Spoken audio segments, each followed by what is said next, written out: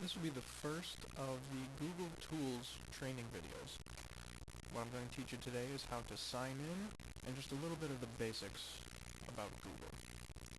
First thing you have to do is go into Google, which is just www.google.com, and you're going to want to sign in. If you don't currently have an account, you're going to need to create an account by clicking on Create Account Now.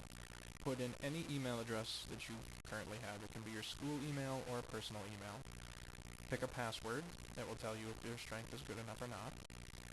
And then put in your birthday. You can put in any birthday. Don't worry about revealing your age. And finally, this is the most difficult part. You have to try to read this and type it in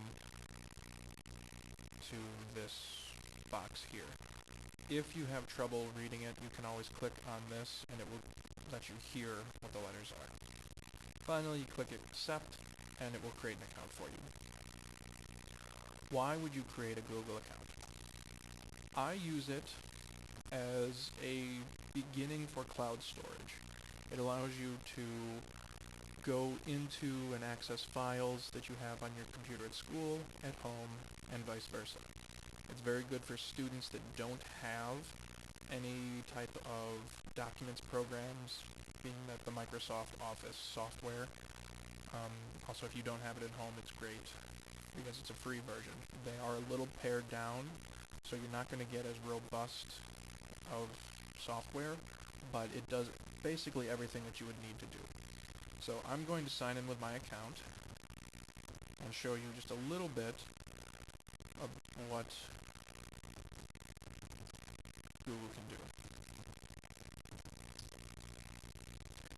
So you'll see nothing really has changed. You get the same Google screen.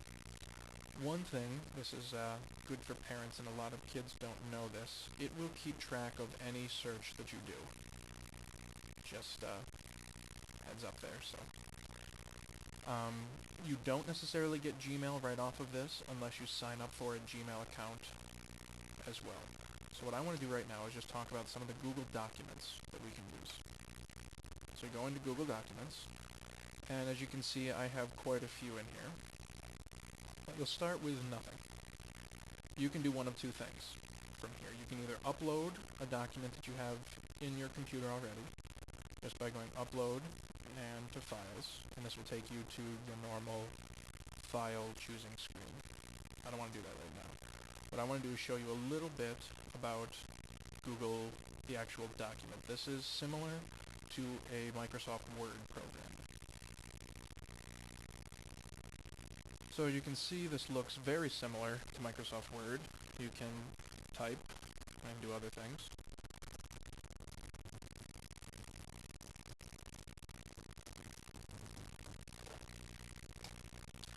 Okay, so those other things, very similar. You've got this up here, your control bar. You can bold, italics, underline just like you would. Indenting and various things, spacing. You can insert links to web pages. You can put pictures in. You can highlight if you want. Various text forms. Undo and redo buttons. This is Clipboard. It will keep all of your pasting options. You have the same similar toolbars up here. Opening new things, creating other new ones. Languages, editing, it's limited editing, you can't do a whole lot with it.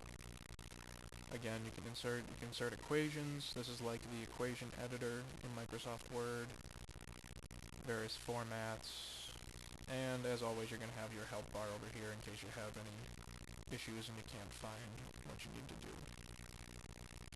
Okay, so as of now, if you have Microsoft Office, this isn't really going to be that helpful for you. But where it really comes in helpful is sharing. Okay. So right now you can see that this says that it's private only to me. That means that only my sign-in will allow me to see this document. If you want to change that, you can click on where it says private only to me. And it will come up here. It'll tell you again that it's only yours, and so it's private for you. And you can change that. So private means just what it says. If you click here, anyone with this link will be able to access it. Now you can give permissions by giving someone the link. This is what we have done with our computer lab sign-in. So every time that you click on that, you're clicking on the link and you're able to get it. You could make it public on the web as well. I don't tend to make anything public on the web just because it's easier to give people a link than to have them try to search it out online. If you click this button here, which will edit the access, if it's checked, you can have anyone edit if they have the link. If it's not checked, you would be the only one who can change it, but everyone would be able to see it. So they would have to sign in order to change. If you don't click it, then any of your students can change the document. Now, depending on what you're doing, you might want them to be able to change it if you're trying to get responses from students. If you don't want them to be able to change it, then don't click it. But if they sign in, they're still able, if it's unclicked and they sign in, they would still be able to change it. However, the difference is if they're signed in, you can tell who it was that changed. So if you click it, it will tell you that an anonymous user changed the document. If you don't click it, it will tell you, I'm sorry, let me rephrase. If you click, it will tell you the name of the person who changed. If you do not click, it will tell you that an anonymous user changed the document. So if you want them to be able to change, and you don't care who did it, then click it. If you don't want them to be able to change it, or you want to know who changed it, do not click.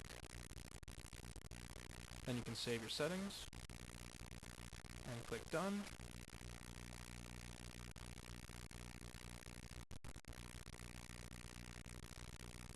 And now you see this has changed to anyone with the link is allowed to view the document. You can title the document by clicking here and just putting in a new name. I'm just going to call this test for now. And you can see here it is now called test.